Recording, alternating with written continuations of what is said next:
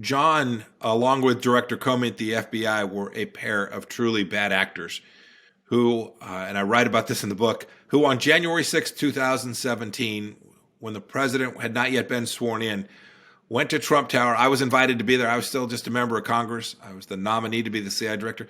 Went to Trump Tower and basically told Donald Trump that he was a Russian asset, or that they believed so. And I am now even more convinced that they knew that wasn't true, that they knew it was based on unreliable, unverified for sure information. And the harm that they did, forget to me or to Donald Trump, the harm that they did to our country is just among the most dangerous things I have seen come out of the intelligence community in my lifetime.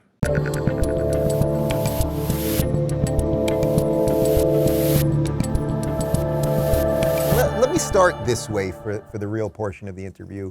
Right now when people say CIA, FBI, when people are hearing all of what's going on with the Twitter files and seeming government intelligence agency collusion with big tech and all of these things, there's a real, I think, warranted skepticism about these agencies. So can you just talk to us a little bit about what the agencies are like? Is all of this stuff warranted? Is some of our worries unwarranted, et cetera, et cetera? No, the concern of governmental power is one of the reasons I ran for Congress. Right, too much power in Washington, D.C., unchecked, is something that America has always had a responsibility to protect against, and you can see it. I can speak most directly to of the intelligence agencies, the CIA. I worked with the FBI on some projects, but I was never responsible for it in the same way that I got a chance to peer inside CIA. I took over from a man named John Brennan, the previous director, who had politicized that agency deeply. I write about this in Never Give an Inch. He worked on this thing that incorporated the Steele dossier that became the Russia hoax in ways that were antithetical to good analysis, good intelligence that is so important for the United States of America. And I had to go back and rebuild pieces of that. But the good news was, and this is different from the State Department, which is a big bureaucracy, which frankly we could talk about as hugely problematic, but different at the CIA. At the CIA, most of the folks are people who want to do America's mission. And so when I came in and President Trump came in, yes, sir, got it. This is the direction you're going. We're going to go bang our head against the wall. We're going to go break through it. And we're going to deliver for the American people as you have directed us to do. These are young men and women who, they just want to put a dagger in their mouth and go out and collect intelligence for us.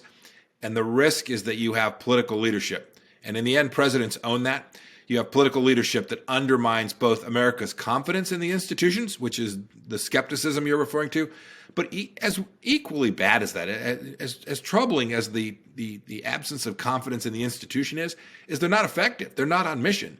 When they're spending their time training on diversity, equity, and inclusion, when the green agenda and the LGBTQ agenda come to dominate the focus inside these institutions, you're undermining incredibly powerful American tools that have kept us all safe for an awfully long time. So when you took the gig, was it like day one that you realized how politics and the Obama staffing and everything that Brennan was doing, did you realize it on day one, how dirty the whole thing had become? And how tough is it to go in and try to clean up some of that stuff? So I'd seen it even before that. I served on the House Intelligence Committee. So I had been watching the DNI operation, the CIA operation, all of the intelligence folks for 4 or 5 years. And so I knew that Brennan, look, this is a director of the CIA who refused to say that the agency spied on foreigners. Just like, right. No, that's what its task is, to go do really good collection so presidents can have good data sets to make informed decisions. And so I knew that Director Brennan had taken this agency off mission, off its focus. And so literally it's the case, Dave. On day one, I went in, built my team, some of from the outside, most of it, frankly, from the inside, that were still great and still are great people there. We identified leaders. We identified people who were pipe hitters, who were willing to go crush it on behalf of America, and change the focus of the agency to deliver for the president. So how has that now changed since you're gone? And obviously we have a new administration, and I suspect they probably like a lot of those Brennan appointments that were there and ideas. Yeah, it's different. I will say this: the current director, Director Burns, is not John Brennan. Uh, and so I think that's fantastic. John, along with Director Comey at the FBI, were a pair of truly bad actors who, and I write about this in the book, who on January 6, 2017, when the president had not yet been sworn in, went to Trump Tower. I was invited to be there. I was still just a member of Congress. I was the nominee to be the CIA director. Went to Trump Tower and basically told Donald Trump that he was a Russian asset, or that they believed so.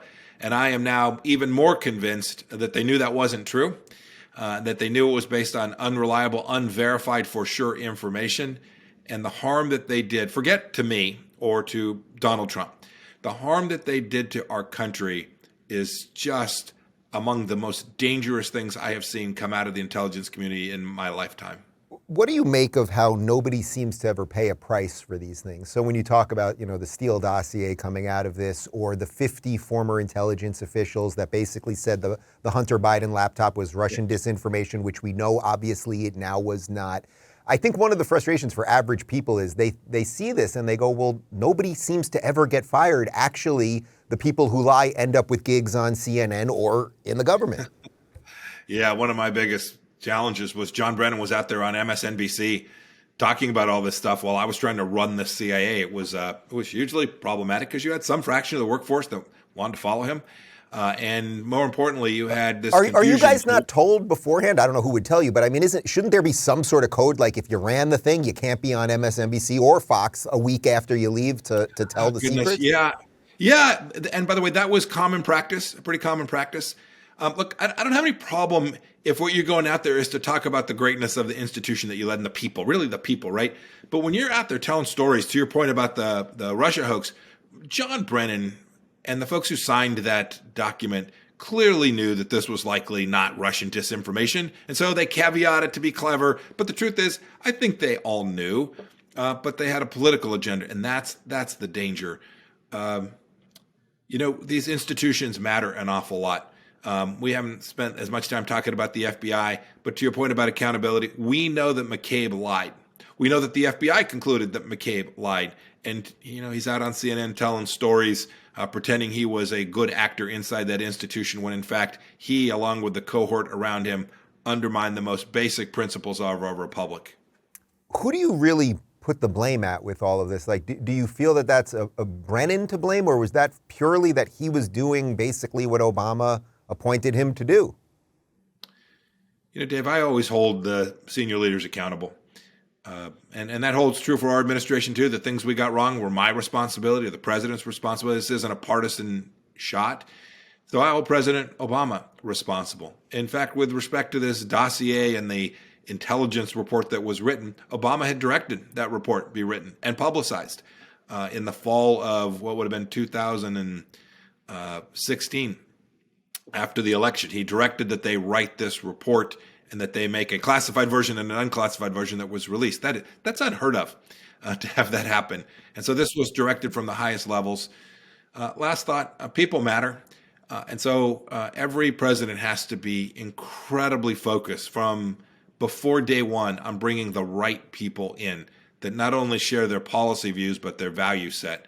And I think you can see one of the things I regret is that Director Comey wasn't replaced immediately at the beginning of our administration. He sat inside of our team while he was trying to undermine everything it was that we were doing. If you're looking for more honest and thoughtful conversations about politics instead of mindless drivel, check out our politics playlist.